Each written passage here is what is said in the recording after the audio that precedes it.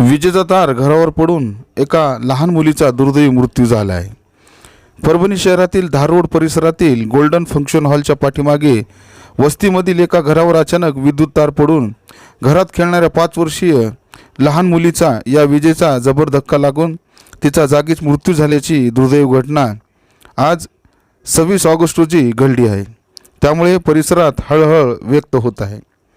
परभणी महावितरण कंपनीचा बेजबाबदार व्यवस्थापनाने शहरातील अनेक भागात विजेच्या कुंकवत तारा झाडांनी वेढलेल्या आहेत।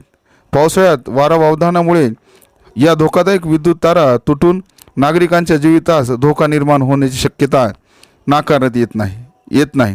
त्यामुळे वेळीच खबरदारी घेऊन महावितरण कंपनीच्या व्यवस्थापनाने सुधारणा करून घ्यावी अशी मागणी नागरिकांकडून होत आहे।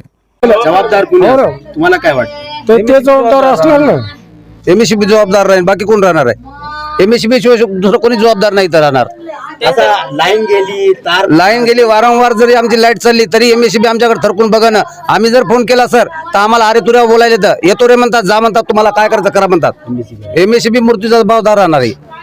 एमएससीबी के ऊपर हम कंप्लेन करेंगे और इस बच्ची को न्याय दिलाने के लिए हम आंदोलन भी करेंगे। प्रशासन ने 90 से अभी तक वायर बदले नहीं यहाँ पर, और एक ही किनाल का ये एरिया है। भीमा कोरेगांव नगर, प्रकाश अंबेडकर नगर, सवेरा कॉलोनी, फिरदौस कॉलोनी, धार रोड, किनाल की इधर कोई आने के लिए प्रशासन आने के लिए तैयारी नहीं है। एक बार कॉल करे तो वो कम से कम उनको 25 बार ऐसा तो खाली उनको पहले कॉल करते रहेंगे अपन, उनका वेटिंग में दिखता। और किनाल की इधर का बोले तो लोग आने को तैयारी नहीं है एमएससीबी के। तो इसका जिम्मेदार कौन? ये एमएससीबी, इसका एमएससीबी पूरा जिम्मेदार है। ये वायर टूटने के 90 से अभी तक देखो ना तुम तारों की क्या हालत हो गई।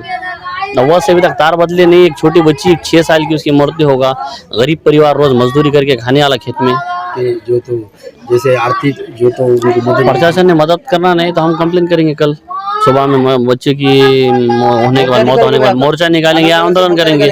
बच्ची के लिए हम पूरे यहाँ के पूरे लोग जमा होकर करेंगे। हिंदू मुसलमान सब मिलके करेंगे।